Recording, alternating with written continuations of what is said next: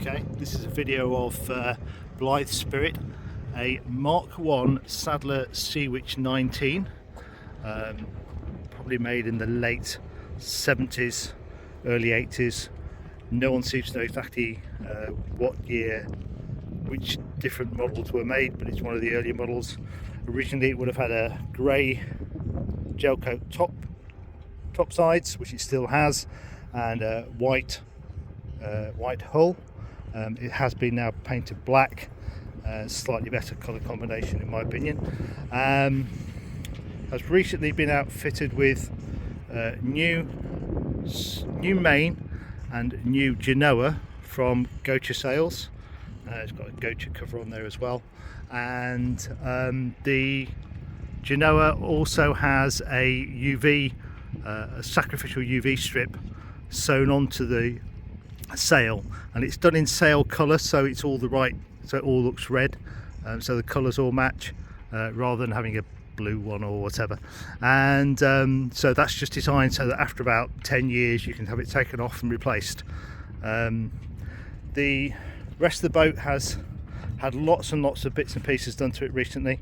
It's had a new hatch fitted at the front. The old one used to leak and was very small and fairly useless. This one is great. It actually allows plenty of air to blow through the cabin to keep it cool.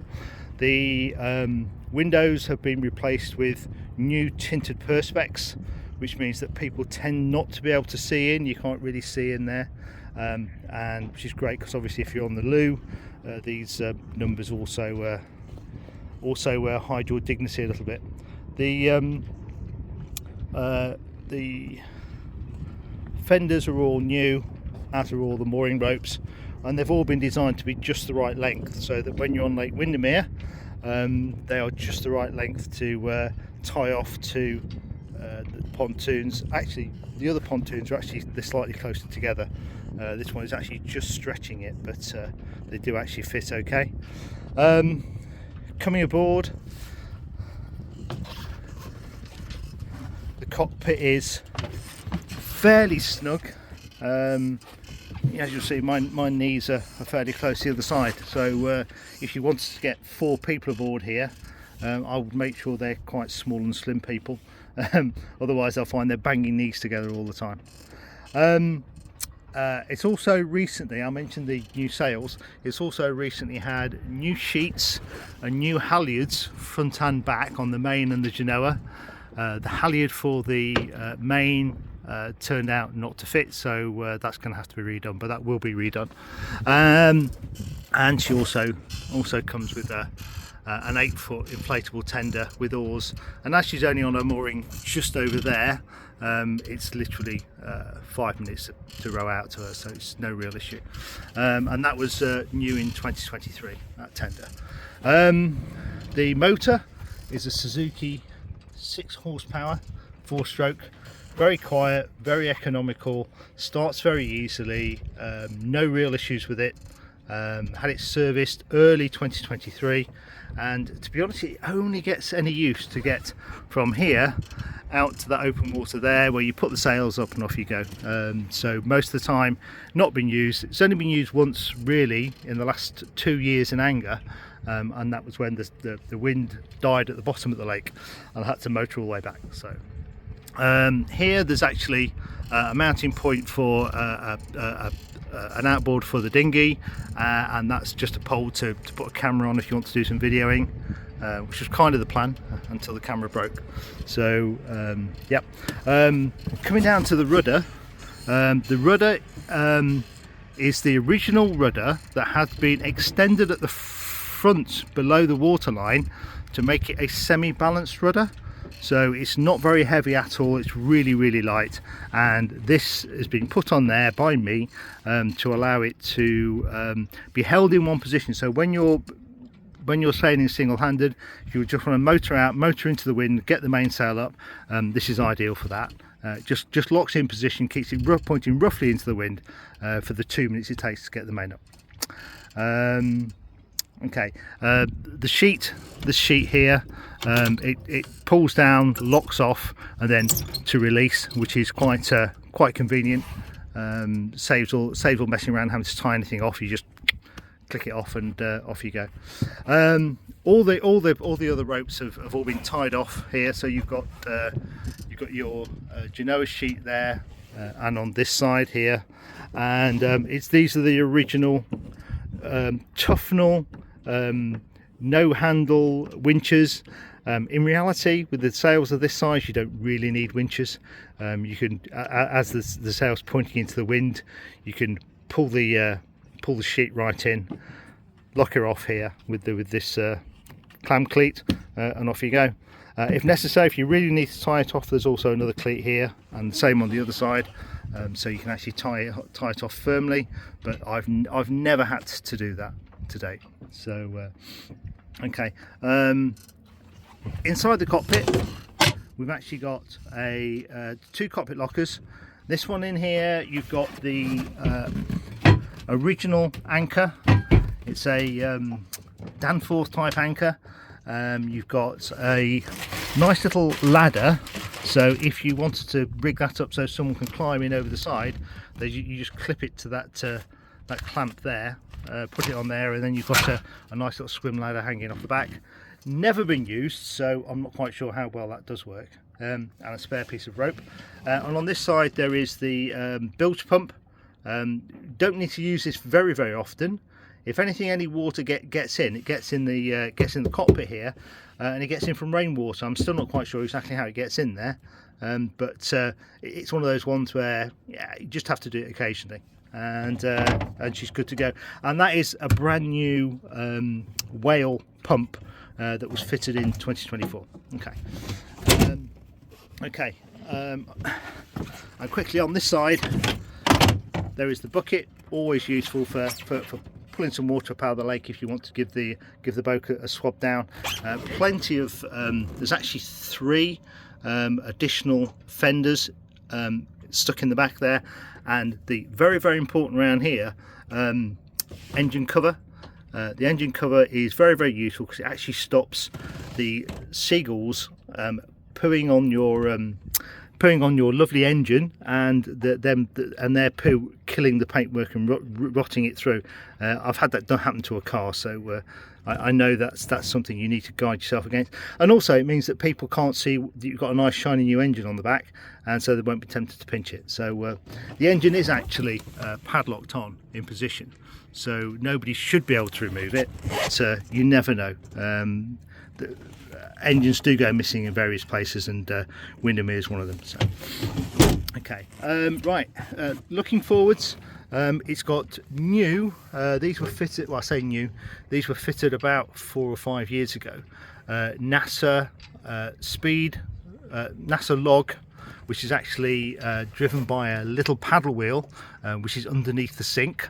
Okay, and there's also a depth gauge which is actually powered by a little meter through hull, which is actually hidden behind that there in the middle, so just in front of the loo, and before the inner well of the cabin, and so consequently it's tucked away, quite difficult to get to, but it sits in a little oil filled bath, and it works fine. It tells fairly accurately what the depth is. I've checked it, and it's very accurate, so I'm quite happy to assume the depth under us now is 2.3 meters. And on the other side, this is again new, but actually new for 2024, is a wind direction indicator, telling me that the wind's coming from the south at the moment, and it's 4.6 knots, so okay for a bit of sailing.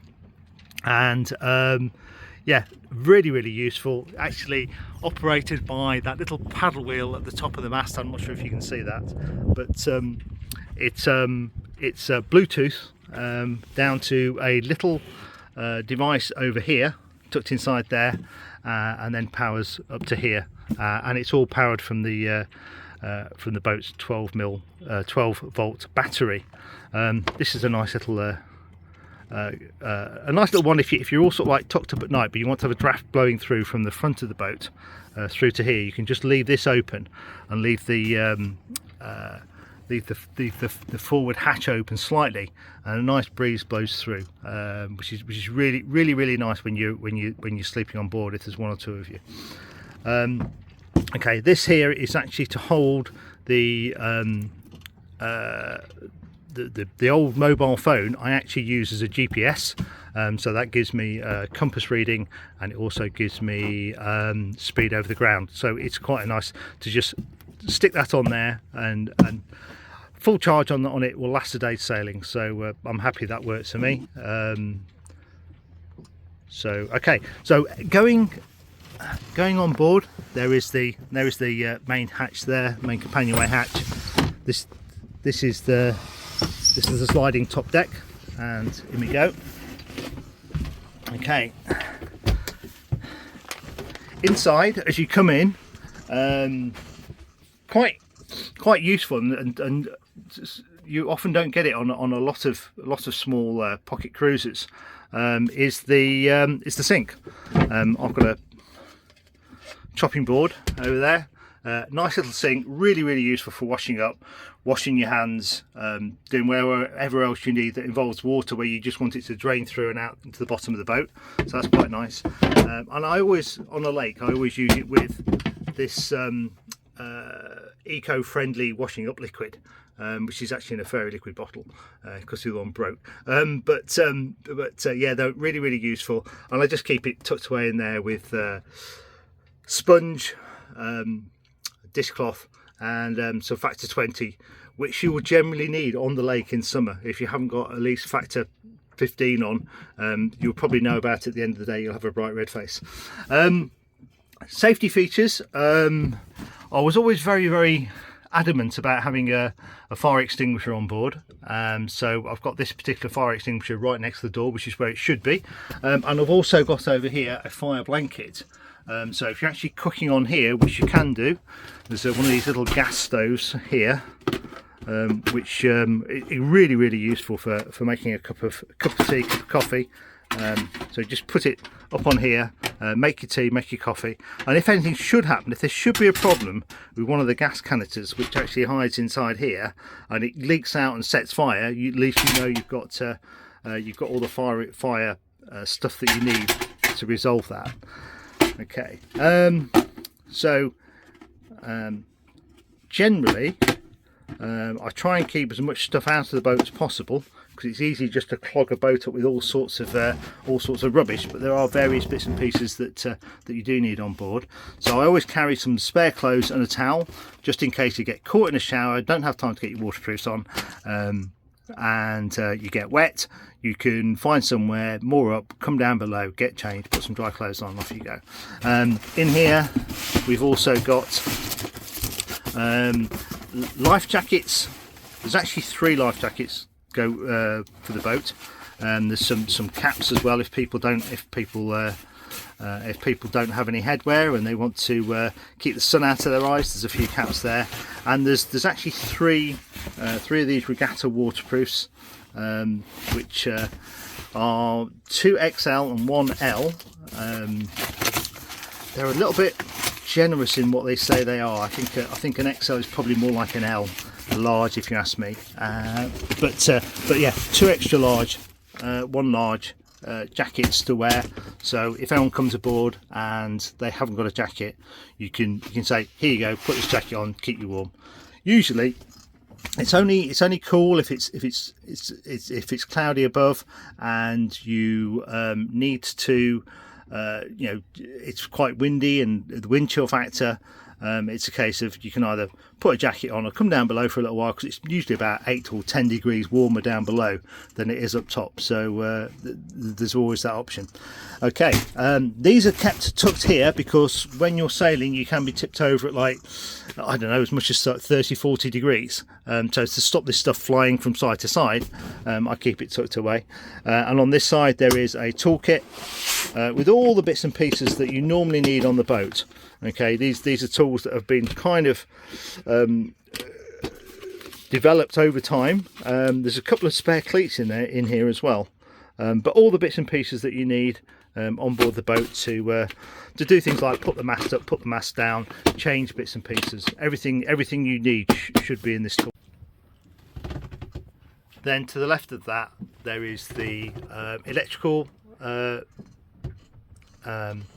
electrical switchboard with the fuses in for each of them.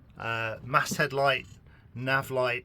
The nav lights is a tricolour on the top.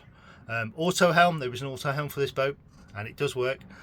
Gauges, cabin light forward, which is this one here. It's got red and white light, and there's also one for cabin light aft, which is not yet plumbed in. The intention is to put a light up in there. The other thing here, that's the mobile phone that I use as a GPS, and I've got charging cables here and USB charging points on the battery. It has a 60 watt hour, 60 amp hour leisure battery. That's charged from the solar panel on the roof, and the it's been in here for quite a few years now, but it still seems to be performing very, very well. And it's got two USB sockets, so really useful for charging phones, charging any other electrical devices that you want on board the boat, and also charging obviously your GPS. Yeah, it's definitely cooler than 18 degrees centigrade outside, but that's the temperature down in the cabin. Okay, moving forward, probably the main thing to point out here is it does have a porta potty installed in the boat, and little pots to keep your toilet paper in. The porta potty is one of the flushing kind, so you put chemicals in it and then you flush it. And then if you're anywhere near Ferry Nab, there's a nice a point here to actually empty your toilet, so that's very useful. Also, just laying around in here, there is a spare. There's a spinnaker, which I was given when I acquired the cushions, and I don't know if it works. It's got all the sheets to go with it, but I've never tried it in anger. It's probably one that I probably need 2 or 3 people on board before I was willing to give that one a go. And they're the covers for the sails, so if you want to take those off during the winter. Okay. Also on the boat, these are the new cushions for the cockpit. So if you've been out on a sailing boat for a day, you know that it makes your bum ache. So these actually, get rid of that, makes it really nice and comfy, and also they're really nice to sleep against at night. So it's an extra layer of warmth between you and the outside of the boat. And in here, the name Blythe Spirit has only been put on the transom of the boat so far. There's 2 other nameplates to go onto the front of the boat. I wasn't absolutely happy with the paintwork on the boat, so I've actually held off installing those. So they're there, they do match, and there is also, as well, I think they're in here, there's 2 little sort of Seawych logos, so they can also be put on with a nice white stripe down the side. That was the intention. There's all the means to do that, but I wasn't absolutely 100% happy with the paint job, so they were never installed. Okay, well, that's pretty much it. The only other bit I think I've missed with respect to the boat is this part here, this little cupboard here. It's got your bin on, which is really, really useful just to drop things in. Then there's the water for the sink. It's actually plumbed through from here through this foot pump here, and if we pump that, we'll see it comes out here. So yeah, really, really useful. There's two of these, so you can swap them over, put one in, and off you go. Off you go to the water point to fill up the one you've just emptied. Inside here, just wanted to point out, yeah, here's your battery. Your battery's down in there, okay, and that's fed up to the control panel. And also there's a tiller, that's the auto helm. There's a tiller pilot 1600, and it does work. So, not that I've used it very much, to be perfectly honest. There is one other. Sorry, there's a little cupboard under there. In there's some spare ropes. There's a little kedge anchor, so if you want to go off rowing about in your dinghy, you could do and use that as an anchor somewhere. It's got plenty of rope with it, so very, very useful. And in this other side here, we keep the additional water butt and some bottles of water and pop, and there's even some beer in there as well. And also there's a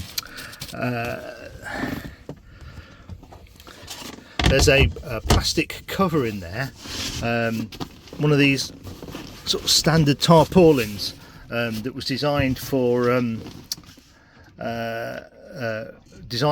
all sorts of things, all sorts of uses.